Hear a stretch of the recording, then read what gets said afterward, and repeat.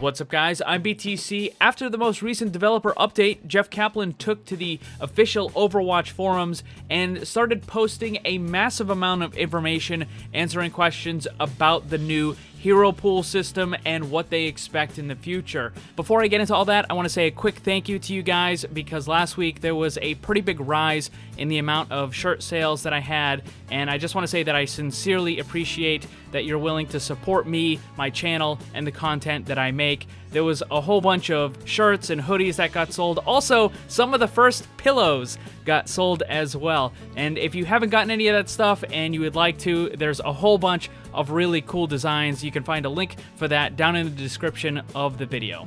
Let's get started. He starts out by saying, oddly, we're not viewing this change as dramatic, scary, or impactful as the decision to pursue hero limits or our decision to implement role queue. Hero Pools will be introduced for Season 21 of competitive play only. Unlike role queue or hero limits, quick play and the arcade will be completely the same as they are today with Hero Pools. This alone means the number of affected matches is far less than those two prior systems. Also, we're super open to change with Hero Pools. If we, the dev team and the community, don't feel like it's a positive change during Season 21, then we won't bring it back for Season 22. We get a lot of feedback asking for competitive seasons to feel different from one another. Season 20 and 21 will certainly feel different. Also, something we talk about a lot in game design is that there is often not one correct answer. Design is all about trade-offs. If the thing that the community decides is the most egregious is static meta, and they want the dev team to do something about it, we're going to take steps towards that change. We can't force the meta to move and not make the game work differently. Last year was great proof that player creativity and balance changes alone weren't enough to move people off of 3-3 fast enough for the community to feel satisfied. The meta would have moved on its own, just slowly. We've decided to help move it along. If there are things we don't like about Hero Pools, we can change it. Maybe they don't come back for Season 22. Maybe they rotate faster. Maybe more or less heroes should be in the pool. We all find out in Season 21. But really, this should be viewed as a fun, exciting change to Season 21. We wanted seasons to feel different, right? And time will tell what happens after. Either way, hearing your thoughts and feedback is really helpful to us. I talked about this a little bit in my previous video. I think there are some benefits to Hero Pool. I think that it definitely will force some changes, but there's a lot of negative stuff too. I don't like the idea of removing choice from the player being able to use what is most effective, right? If they're running a certain character and the thing that is good at countering that character is locked out for the week, that's just going to be frustrating. I also don't like the idea of using the Hero Pool as a crutch in place of good hero balancing. In a good balanced game, then all the heroes would be useful. It doesn't mean that they're all going to have the same pick rate, but they would all be useful. And instead of having that, we're just getting, okay, well, you can't use the best character anymore for this week, and you can't use this other character for this week. And I think there are better ways to do it, and I think balancing the game properly is ultimately going to be the best solution. Let's continue with Jeff Kaplan.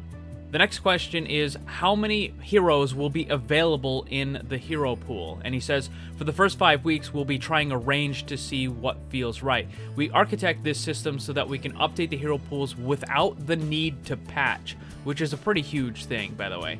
So we'll be monitoring feedback very closely, experimenting a bit with the Hero Pool, and adapting our strategy as time goes on. They did give out the information for the Overwatch League, which is going to have 1 tank, 1 support, and 2 DPS being removed each week. Now, whether they do that in the regular game, I don't know. It certainly seems like they're going to try to mess around with it a little bit more.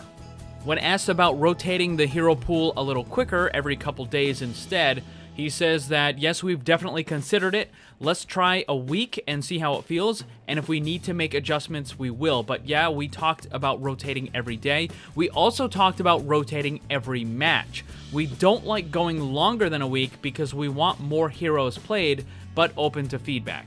He also addressed the issue of seasonal rotation. He said, we talked about a seasonal rotation, but taking a hero out of play for 2 months makes us a bit nervous. Never say never, but it's not our first instinct.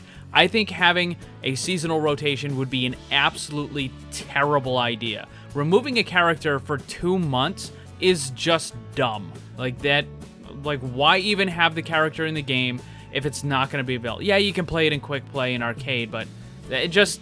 no, like that's... Remember how frustrating it was when a new character would be released and you couldn't play it for like a month or two, right? Because of what Blizzard was doing with the new heroes. And then they finally reduced it down to like 2 weeks and then down to, I believe it's only 1 week right now. And it's so much better, but having a character not available for 2 months would just be incredibly dumb. Now, if you're wondering how the list is going to be selected, for the Overwatch League, there is kind of a randomness to it. They explain that they're going to use the most picked characters, and it's going to be randomly selected from there. But for the regular competitive ladder, for everyone else, he says that we're curating the list ourselves. We have some philosophies and guidelines we'll be following and evolving as we hear your feedback. We will do our best to be judicious and make sure no hero is getting the Horizon treatment as with our map pools. And what he's referring to is the fact that Horizon Lunar Colony and the Paris map are all but completely removed from the competitive map pool. People don't like those maps. They're not interesting. Horizon has already been reworked. It's still kind of a little bit of an issue. So basically, they want to make sure that no hero is removed from the game an excessive amount. He also addressed the problem with the tank and the support roles having fewer characters. He said, we would never limit the pool to just one tank. You'll never be forced to play a single tank. If you like playing other characters, if you like to play a lot of them, then you should be okay. I don't see them as removing any more than 2 of any character in a tank or a support role, although I really think that even removing 2 is too much. I think 1 should probably be the most that they removed from either the tank or the support category. There just isn't enough characters in there. I mean, that's a whole nother issue, but there just aren't enough characters in those roles. He talks a little bit more about the bans. He says that it's curated by us. It will be a combination of targeting metas that players are being vocally negative about, examples double barrier goats, and slightly encouraging other playstyles, i.e. more mobile comps might be fun for a week, but I'm sure we'll refine our approach over time. And again, I just have to keep coming back to this. If the heroes were better balanced, if the game was properly balanced, this wouldn't be an issue. Rather than fixing the problem of this character is too strong or this strategy is too strong, rather than making other more viable options, they're just going to say, well, we're just going to remove this character. And that's it, right? We're just going to pull this out for a week or for 2 weeks or every other week or however often they do it, right? Like, it's the lazy man's easy way out. Rather than fixing the problem, you just, rather than getting the engine checked when the little light comes on in your car, you just put a little sticker over the engine light. That way you don't have to see it. So it's like, yeah, the problem is still there. It's absolutely still there. You're just pretending that it's not, and you're covering it up. This is the issue that I have with the hero pool system, is that I think even though they're making more frequent balance changes, I think it just leads to sloppy game design and sloppy balance when they're just... It's like, balance the heroes and you won't have to remove them from the game. He also answered some questions about having a different hero ban pool for each rank. And he said that it's not in this version, but it's an interesting idea. He also said that they've considered having the system only apply to players above a certain rank, Diamond and Masters. So that would be a case where the meta is more important in the upper bracket than it is in the lower bracket. So Bronze through Platinum is lower bracket, Diamond through GM is upper bracket. And it certainly does have the bigger effect in the upper bracket. But even not including just the meta, there are heroes that are used a lot more often in the lower bracket that see very little play in the upper bracket, and vice versa. For example, right now, Moira is getting a fair amount of use still in the lower bracket, but in the upper bracket, Moira has dropped to, I believe she is the lowest picked of all the support characters in the entire game, in the upper bracket. Now, take this from just, a month or so ago, where Moira was used quite heavily in the upper bracket before all the nerfs and all the changes and stuff like that. But she's still being used in the lower bracket, so it wouldn't make any sense to have a hero ban for Moira in the upper bracket because she's not being used. But it would make sense if you had that in the lower bracket. So I don't think having it on a rank-by-rank basis is really all that smart of an idea. I don't think it's necessary, but I do think splitting it into an upper and a lower bracket would be better if this hero ban system does become a permanent thing in the game. Moving on to some other topics besides the hero ban pool, he talked about the PTR, and he says that they're still going to use the PTR for major patches and major changes if they're testing a new hero or a map, and that would be the PTR, not the experimental card. And I already talked about this in my other video. The reason for that is just instability issues, right? When you introduce something that could possibly crash the game on a regular basis, you don't really want to include that in the main live version of the game, so that's why they have the PTR. The experimental card uses a different data set and was engineered by people far smarter than Jeff Kaplan, he says. It's going to work and be magic, and nothing could possibly go wrong. So, again, like I was saying, the PTR Lite, the experimental card, will be for, changing just some numbers here or there, and then the real PTR will be for the new stuff. He continues by saying that they're totally excited for this. We wanted it for so long. It was a ton of work, but it's going to be really cool. Plus, I'm super excited to get console players involved with testing changes right now as they cannot play the PTR. He confirms that the new experimental card mode, the PTR Lite, will not be available until the end of February.